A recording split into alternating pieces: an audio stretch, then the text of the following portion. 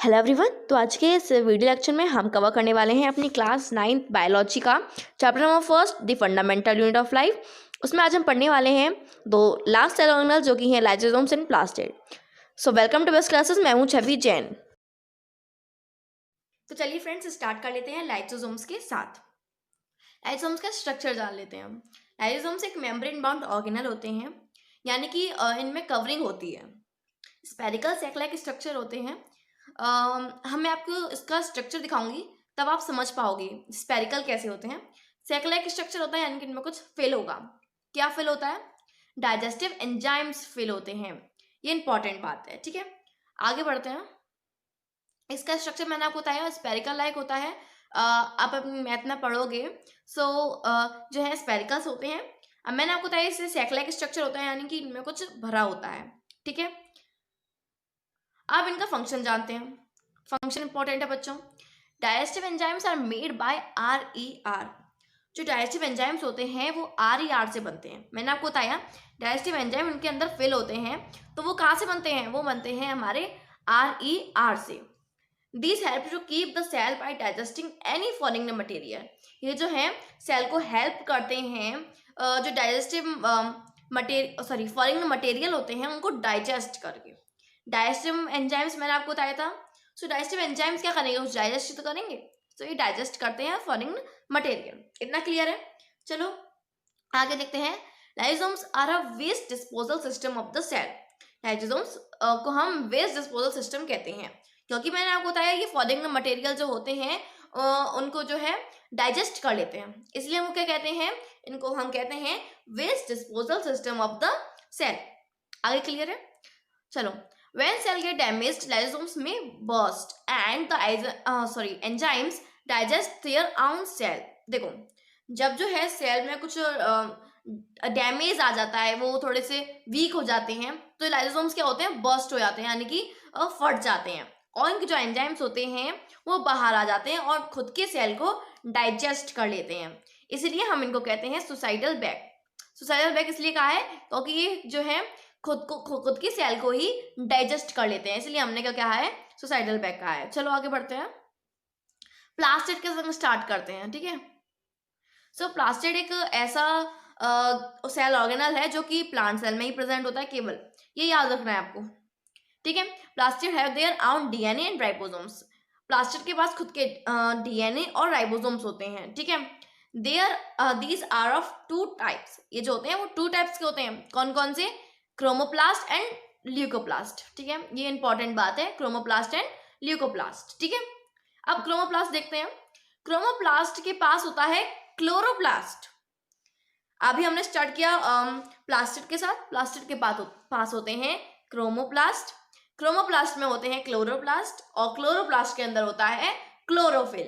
Chlorophyll बच्चों, ये आप बचपन से ही पढ़ते हुए आ रहे हो, ये वही क्लोरोफिल है, ठीक है। सो क्लोरोफिल जो है मैंने आप पढ़ चुके होंगे। जो क्लोरोफिल है वो एक ग्रीन पिगमेंट होता है, यानी कि ग्रीन कलर देता है लीव्स को, ठीक है, और प्लांट्स को। It also contains yellow and orange pigment. इस क्रोमोप्लास्ट के पास जो है येलो और ऑरेंज पिगमेंट भी होते हैं। इतनी बात क्लियर है? चलो आगे बढ़ते हैं, ल्यूकोप्लास्ट के पास जाते हैं। Leucoplast stores starch, oil and protein. Leucoplast जो होता है वो स्टोर करता है स्टार्च, ऑयल एंड प्रोटीन। ये एक कलरलेस पिगमेंट होता है। हमने पढ़ा था क्रोमोप्लास्ट, मैंने आपको बताया था कि वो उसमें बहुत सारे कलर होते हैं, पर बेचारा ल्यूकोप्लास्ट उसके पास कोई भी कलर नहीं होते हैं। तो अब वो करे क्या? तो उसने क्या किया? स्टोर कर लिया स्टार्च, ऑयल और प्रोटीन। अब वो कुछ तो करेगा ना, तो उसने क्या कर लिया? स्टोर कर लिया। क्या करा? फूड को। चलो अब जो है ये इसका स्ट्रक्चर है हमारे क्लोरोप्लास्ट का। क्लोरोप्लास्ट अभी हम पढ़ चुके हैं। क्या पढ़ा था हमने? क्रोमोप्लास्ट के अंदर होता है क्लोरोप्लास्ट, ठीक है। चलो समझ लेते हैं थोड़ा बहुत इसमें। देखो मैंने आपको बताया मैट्रिक्स होती है इनके अंदर। मैट्रिक्स क्या होता है? जेली लाइक सब्सटेंस होता है, ठीक है। सो इसको हम कहेंगे स्टोमा, ये आप देख सकते हो स्टोमा, ठीक है। एक इनर मेम्ब्रेन है और ये एक इनर मेम्ब्रेन है और ये आउटर मेम्ब्रेन है। इतना क्लियर है? अब जो है थाइलाकॉइड। थाइलाकॉइड क्या होता है बच्चों? ये आप जो देख रहे हो ना डिस्क लाइक स्ट्रक्चर, ये हाँ उनमें से हमने एक उठा लिया। सो वो क्या कहेंगे, हम उसे थाइलाकॉइड कहेंगे बच्चों। क्या कहेंगे बच्चों, थाइलाकॉइड। अगर हमने एक है तो वो थाइलाकॉइड है, एक के ऊपर एक रख दिए तो क्या हो गए, ग्रेनम। क्या हो गए बच्चों, ग्रेनम। आगे बढ़े, इतना क्लियर है ना अच्छे से। ध्यान रखना है, आपको इंपॉर्टेंट है। थाइलाकॉइड को अगर हमने एक के ऊपर एक रख दिए तो क्या होगा, ग्रेनम। ठीक है ना। अब जो है हमारा फोटोसिंथेसिस और भी काम करता है। हमने बचपन से सुना है कि ये फोटोसिंथेसिस की प्रोसेस जो है वो करवाता है। ठीक है, सो कैसे करवाता है, फोटोसिंथेसिस जो कैसे प्रोसेस होती है हमने पढ़ा है। सोलर एनर्जी आती है। सोलर एनर्जी क्या होता है, जो हमें सन से एनर्जी मिलती है, सनलाइट मिलती है, उसको हमने सोलर एनर्जी कहा है। अब सोलर एनर्जी जो है वो कन्वर्ट हो जाएगी केमिकल एनर्जी में।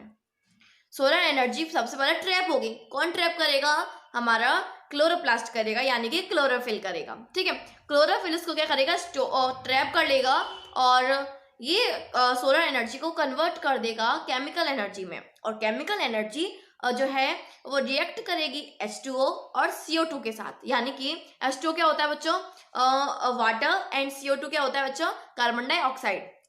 H2O वाटर जो कि उन्हें रूट से मिलता है, और CO2 कार्बन डाइऑक्साइड जो उन्हें एयर से मिलती है, हवा से मिलती है। इतनी बात क्लियर है। सो इससे क्या बनाएंगी, वो शुगर बनाएंगे और O2 बनाएंगे, यानी कि ऑक्सीजन बनाएंगे। इंपॉर्टेंट लाइन है ये। देखो, सोलर एनर्जी ली, किसमें कन्वर्ट कर दिया, केमिकल एनर्जी में कन्वर्ट कर दिया। किसने किया, क्लोरोप्लास्ट ने पहले उनको ट्रैप किया, फिर कन्वर्ट कर दिया किसमें, केमिकल एनर्जी में। और उस केमिकल एनर्जी ने क्या किया, रिएक्ट किया H2O यानी कि वाटर के साथ, और किसके संग किया, CO2 यानी कि कार्बन डाइऑक्साइड के साथ रिएक्ट किया। इतनी बात क्लियर है। और क्या बना दिया, शुगर बना दी, उनका खाना, कार्बोहाइड्रेट बना दिया, और क्या बनाया, ऑक्सीजन, जो कि हमारे काम आती है। इसलिए तो कहते हैं पेड़ बचाओ। आजकल डिफॉरेस्टेशन हो रहा है ना, सो ऐसा नहीं होना चाहिए, जैसे कि पेड़ कम होंगे और हमें ऑक्सीजन भी कम मिलेगी। इतनी बात क्लियर है। सो एक बार दोबारा देख लेते हैं। सबसे पहले सोलर एनर्जी आई, उसको हमने ट्रैप कर लिया, किसने किया, क्लोरोप्लास्ट ने, यानी कि क्लोरोफिल ने।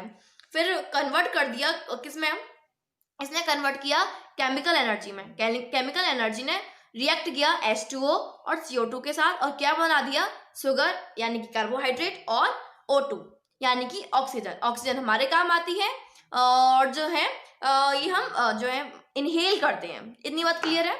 चलो, यस, मैंने आपको जैसा कि बताया, यहाँ से हमने लाइट ली। ठीक है, कार्बन डाइऑक्साइड और वाटर तो हम पे थी, यानी कि जो वाटर है वो हमने रूट से ले लिया, एंड कार्बन डाइऑक्साइड जो है हमने एयर से ले ली, और ऑक्सीजन और जो कार्बोहाइड्रेट है वो इसने रिलीज कर दिया। इतनी बात क्लियर है। ठीक है, तो हमने पढ़ लिया plastids and lysosomes. So friends, हमने सभी सेल ऑर्गेनल्स को कवर कर लिया है। कुछ टॉपिक्स बचे हैं जो कि हम अपकमिंग वीडियोस में देखने वाले हैं। ऐसे ही अपडेट्स के लिए हम मेरे चैनल को सब्सक्राइब कर सकते हैं। Thank you for watching this video. Bye bye all of you.